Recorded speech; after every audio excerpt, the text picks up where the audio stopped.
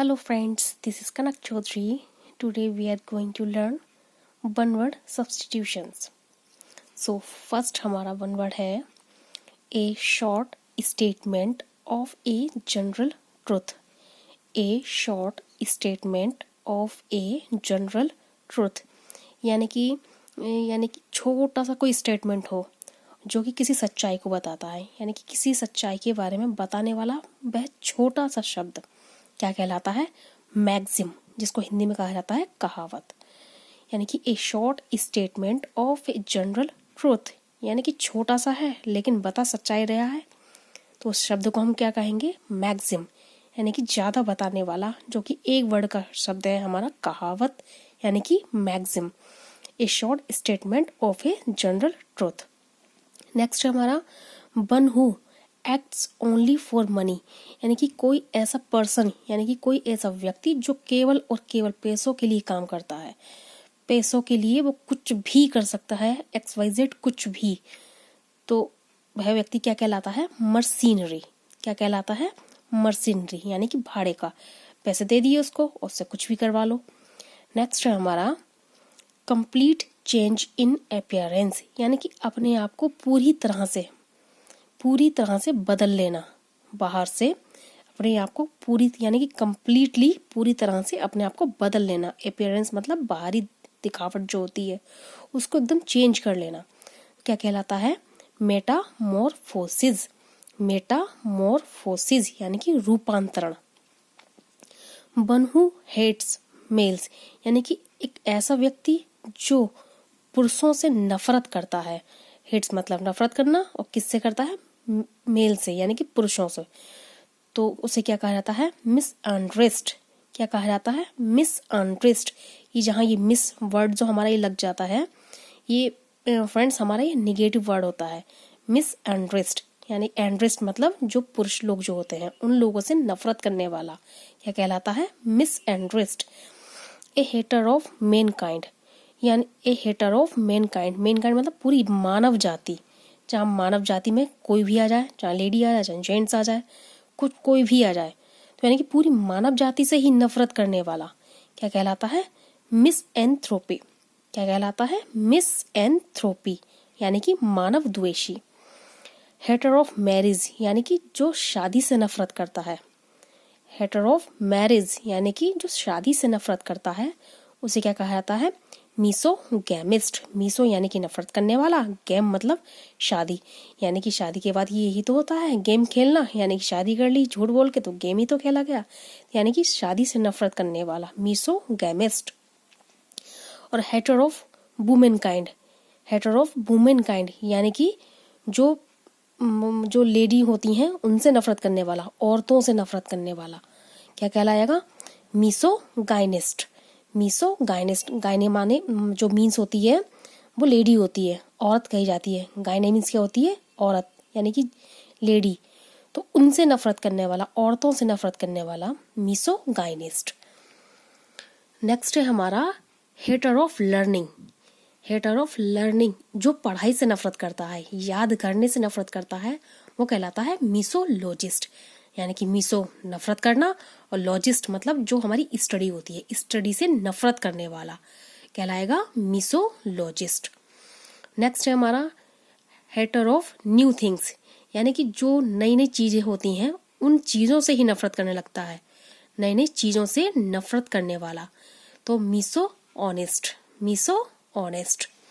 अच्छा फ्रेंड्स, कुछ ऐसे वर्ड होते हैं कुछ हमारे जो इम्पोर्टेंट होते हैं, जैसे कटिंग ऑफ बॉडी पार्ट्स। कुछ ऐसे बॉडी पार्ट्स होते हैं, जैसे कि दुर्घटना में हमारा कोई जैसे अंग कट जाता है, तो उस चीज़ को क्या कहा जाएगा?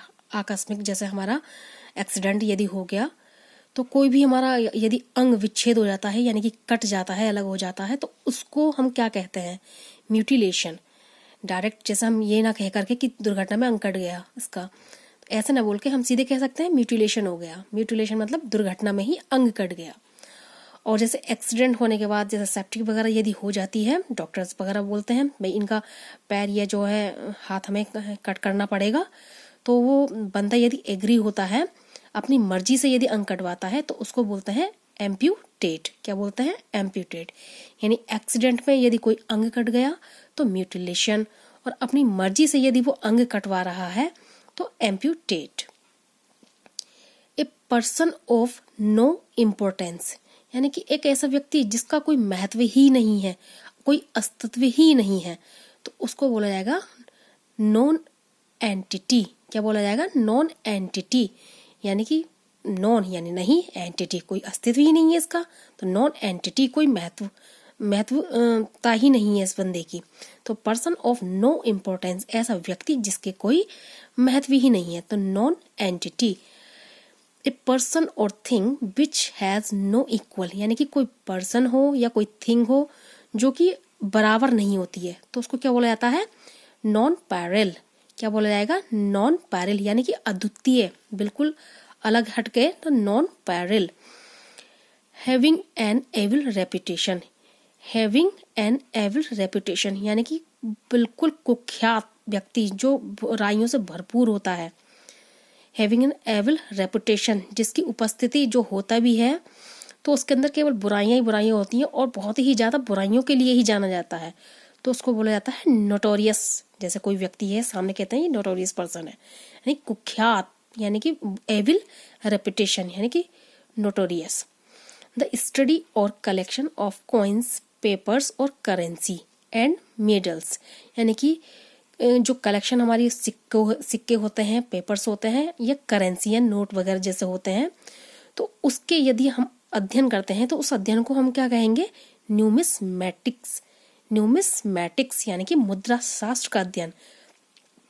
Person who is opposed to enlightenment, यानी कि एक ऐसा व्यक्ति जो विरोध करता है किसका, शिक्षा का या प्रबोधन का या स्पष्टीकरण का। एनलाइटमेंट मतलब होता है जैसे हम किसी को बढ़ा रहे हैं आगे, तो घर में कोई एक ऐसा बंदा होता है जो किसी का जैसे विरोध करता है, नहीं हम इसको नहीं पढ़ाना, तो उसका जो विरोध करेगा, person who is opposed to enlightenment, तो उसको क्या कहा जाएगा, ऑब्सकरेंटिस्ट।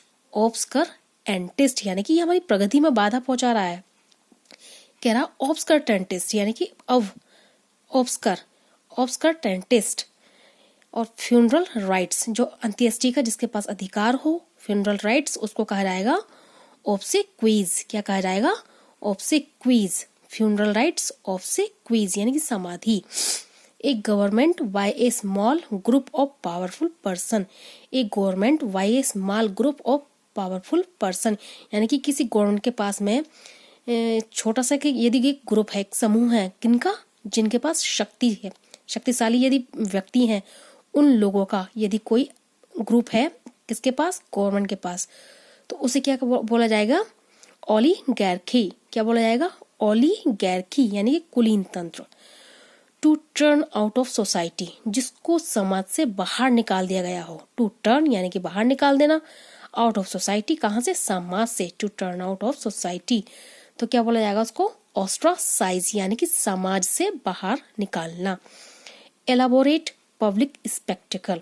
एलाबोरेट पब्लिक स्पेक्टिकल यानी कि पब्लिक को मतलब जैसे तमाशा जैसे दिखाना, विस्तार से बताना, तो उसको बोला जाएगा पेजेंट। क्या बोला जाएगा, पेजेंट यानी कि elaborate public spectacle. Elaborate public spectacle यानी कि पेजेंट यानी कि तमाशा। फूड और drink that has a pleasant test.